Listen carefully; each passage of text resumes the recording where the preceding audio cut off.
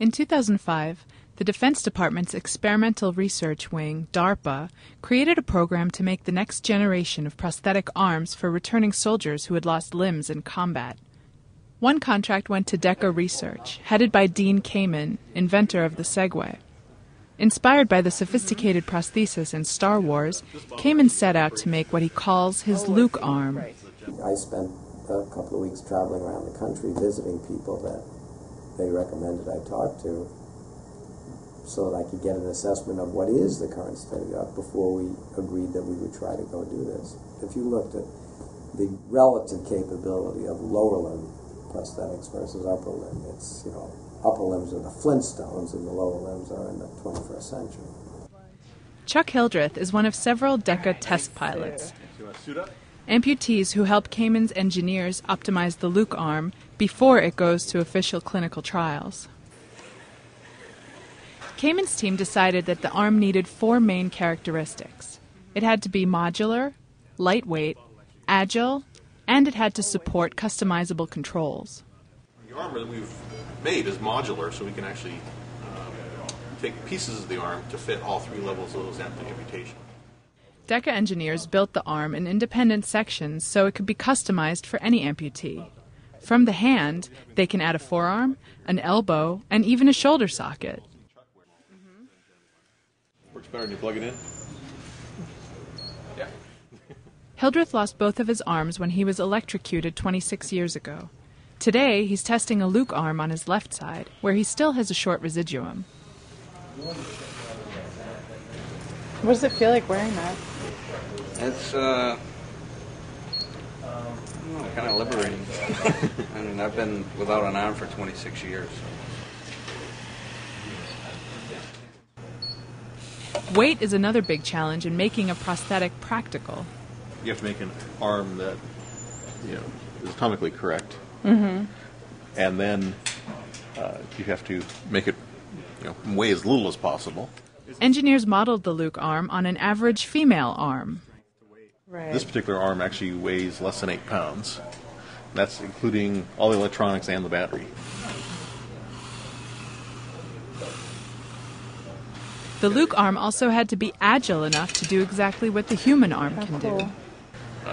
So far, the test pilots, within a matter of 5 to 10 hours of practice, can operate the arm such that they can pick up small objects or stack cups.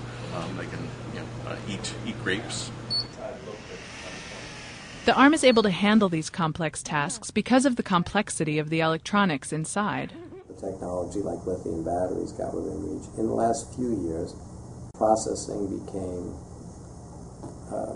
ubiquitous, and the size and power consumption of processors got within reach of doing this. There's actually 12 microprocessors in the arm. These sophisticated electronics also allow sensory feedback.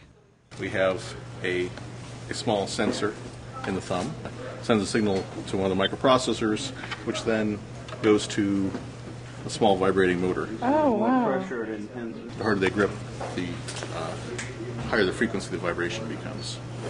So it gives them direct feedback as they're gripping. Lots of practice. Good grip strength. It does have a good grip strength. The electronics support a variety of inputs. Depending on the user, the arm can be controlled by nerves, muscles, or even foot pedals.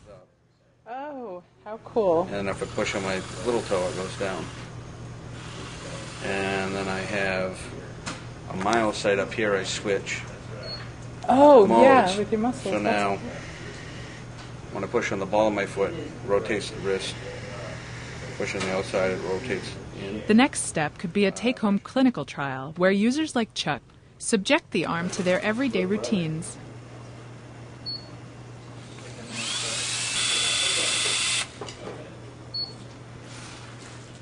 Certainly we hope within the next, if we can follow a program with the next years, we can actually have a commercially available arm. I've been able to do stuff with this that I seriously haven't done in 26 years. Like what? Pick up a banana, peeled banana, and eat it without it squishing it. And the payback we get is when somebody like Chuck says, I fed myself for the first time in 26 years. That's why we build medical products. I can't wait to get one of these in a real environment, home environment. Yeah. But actually, my wife can't either. Yeah. She's going, oh yeah, I got lots of stuff for you to do.